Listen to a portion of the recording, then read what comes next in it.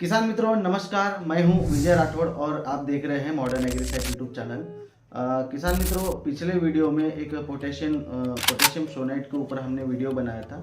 उस वीडियो में हमने बताया था कि नाइट्रोजन का इस्तेमाल हमारे फसल में जैसे करते हैं तो उसकी वजह से क्या नुकसान होता है।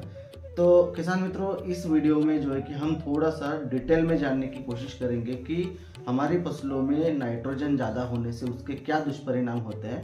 तो वीडियो आपको अच्छे लगे तो वीडियो को लाइक करें, शेयर करें, सब्सक्राइब करें और बेल आइकॉन पर क्लिक करें। तो जुड़े रहिए।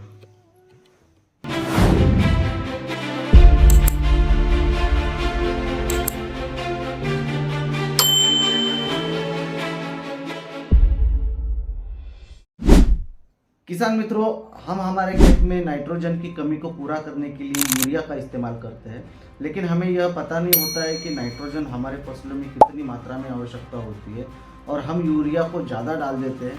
और यूरिया जो है कि बहुत ज़्यादा घुलनशील होता है, जिसकी वजह से उसके तुरंत हमें परिणाम देखने को मिलते हैं। जैसे कि हमारी फसलों में एकदम से बढ़वार बढ़ जाती है और हमारे फसलों की पत्तियाँ जो है कि एकदम से हरी हो जाती है और हमें यह लगता है कि बहुत बढ़िया काम कर रहा है और अच्छा रिजल्ट आ रहा है, लेकिन ऐसा नहीं है। एक्चुअली क्या है कि हमें जितना देना है वो तो हम देंगे ही, लेकिन हम बात कर रहे हैं ज़्यादा नाइट्रोजन की वजह से क्या उसमें दुष्परिणाम होते हैं। तो यह हमें सबसे पहले जानने की ज़रूरत है, कितनी मात्रा में हमें उसको देना है। तो सबसे पहले किसानों को ये जानना बहुत ज़रूरी है।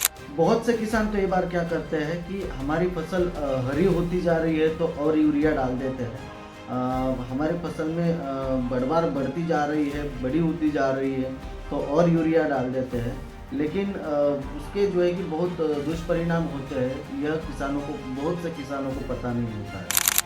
तो अब हम जानते हैं कि नाइट्रोजन हमारी फसलों में ज़्यादा होने से उसके क्या दुष्परिणाम होते हैं। Harmful effect of excess nitrogen in plants. तो सबसे पहले हम ये जानते हैं कि नाइट्रोजन हमारी फसलों में क्या काम करता है। किसान मित्रों, नाइट्रोजन हमारी फसलों में प्रोटोप्लाज्म के लिए ज़रूरी होता है, डीएनए के लिए ज़रूरी होता है, आरएनए के लिए ज़रूरी होता है। तो इन तीनों से जो है कि सेल डिवीजन होता है, यानी पेशी विभाजन होता है। उसकी वजह से हमारी फसलों में हाइट बढ़ेगी, ब्रांचिंग होगी, टीलर्स निकलेंगे, उसके साथ साथ पत्तियां बढ़ेगी, पत्तियों का आकार बढ़ेगा। तो ये सब चीज़ें तो हमारी फसलों के लिए ज़रूरी है, लेकिन हम ज़्यादा नाइट्रोजन जैसे दे देते हैं तो हमारी फसलों की एकदम से ग्रोथ बढ़ने लगती है, एकदम से हाइट बढ़ने लगती है। और हाइट बढ़ रही है, लेकिन हमारी जो है कि हमारी जड़ें जो है कि वो नहीं बढ़ेगी, वो उतनी ही रहेगी, वो कमज़ोर हो जाएगी। तो ये एक हमें ये देखने को मिलता है। उसके साथ वो लॉजिंग हो जाएगी उसमें। जैसे आप देखते हैं कि गेहूँ, धान, आपका मक्का, इन फसलों में जो है कि बहुत ज़्यादा लॉजिंग देखने को मिलती है। जैसे हवा वगैरह चलती है तो हमारी फसलें गिर जाती है। तो ये एक दुष्परिणाम हमें ज़्यादा नाइट्रोजन डालने से देखने को मिलता है। किसान मित्रों, दूसरा जो नुकसान हमें देखने को मिलता है, नाइट्रोजन की वजह से फसलों में क्लोरोफिल बनता है। अब आप ये सोच रहे होंगे कि क्लोरोफिल की वजह से क्या नुकसान होता है, जो कि क्लोरोफिल हमारी फसलों में बेनिफिशियल होता है, जिससे पत्तियां हरी होती है, फोटोसिंथेसिस होता है। तो ये ठीक है, जितनी क्लोरोफिल बननी है वो तो बनेगी, लेकिन ज़्यादा नाइट्रोजन होने की वजह से नाइट्रोजन सोल्यूबल फॉर्म में आ जाएगा। वो मेटाबोलाइज नहीं होगा, वो अमाइड फॉर्म में रहेगा, अमाइड फॉर्म में रहेगा, अमीनो एसिड में रहेगा, वो प्रोटीन में कन्वर्ट नहीं होगा। और उसके बाद वो जो है कि हमारी फसलों में कीट और बीमारी ज़्यादा आएगी, क्योंकि फंगस, बैक्टीरिया, कीट, इन सभी को सोल्यूबल नाइट्रोजन की ज़रूरत होती है, जो कि उसकी वजह से हमारी फसलों में बीमारी, ये सब रोग लग जाते हैं। तो ये एक नुकसान हमें देखने को मिलता है। ज़्यादा हरा कलर हो रहा है वो ठीक है, लेकिन एक लेवल के बाद नाइट्रोजन क्लोरोफिल नहीं बनाएगा, वो सोल्यूबल फॉर्म में आ जाएगा। तो और नाइट्रोजन प्रोटीन बनने के लिए एंजाइम की ज़रूरत होती है, तो एंजाइम न बढ़ने की वजह से हमारे फसलों में प्रोटीन बनना बंद हो जाएगा। तो ये एक नुकसान हमें देखने को मिलता है। किसान मित्रों, अगर हम पल्सेस की बात करें, लेग्यूम्स की बात करें, जैसे कि आपका चना, मूंग, उड़द, मसूर और अन्य फसलें हैं, इन फसलों में जो है कि इंटरमीडिएट ग्रोथ होती है। तो मतलब पत्तियां, फूल आते रहते हैं, लेकिन नाइट्रोजन का प्रमाण ज़्यादा होने की वजह से उसमें जो है कि एकदम से बढ़वार बढ़ जाती है।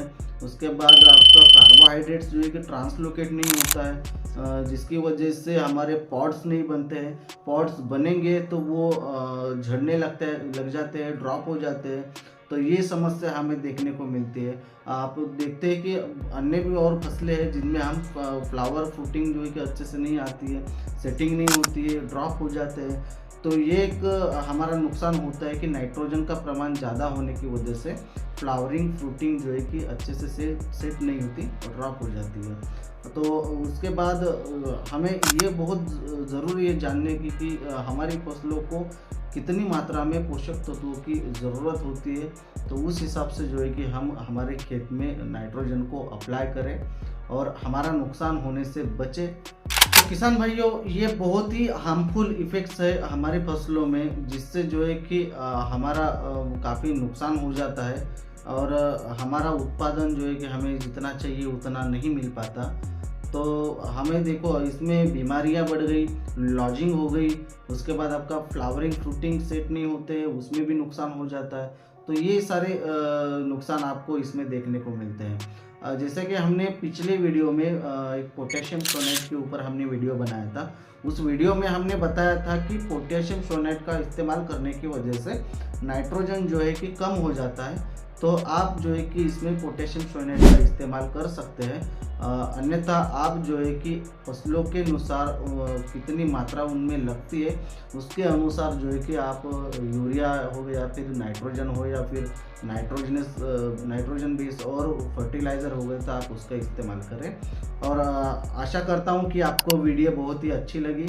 तो वीडियो को लाइक, शेयर और सब्सक्राइब कर दें और बेल आइकॉन पर क्लिक कर दें। जुड़े रहिए।